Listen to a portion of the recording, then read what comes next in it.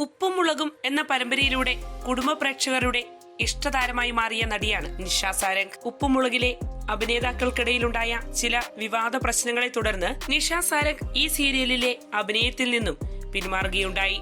ഇപ്പോഴിതാ തന്നെ സംബന്ധിച്ച് പുറത്തുവരുന്ന വിവാദങ്ങളെക്കുറിച്ചും ഒപ്പം തന്റെ കരിയറിനെ കുറിച്ചുമെല്ലാം നടി മനസ്സ് തുറന്നിരിക്കുകയാണ്. ഉപ്പും മുളകിനു മുൻപേ എനിക്കൊരു ജീവിതമുണ്ടായിരുന്നു. 26 വർഷമായി ഞാൻ അഭിനയ രംഗത്ത് എത്തിയിട്ട് 100ഓളം സിനിമകളും 50ഓളം സീരിയലുകളും ചെയ്തിട്ടുണ്ട്. എല്ലാ മനുഷ്യർക്കും എപ്പോഴും എവിടെയെങ്കിലും വെച്ച് നല്ലൊരു ബ്രേക്ക് കിട്ടും. അതുപോലെ എനിക്ക് കിട്ടിയതാണ് ഉപ്പും മുളകും.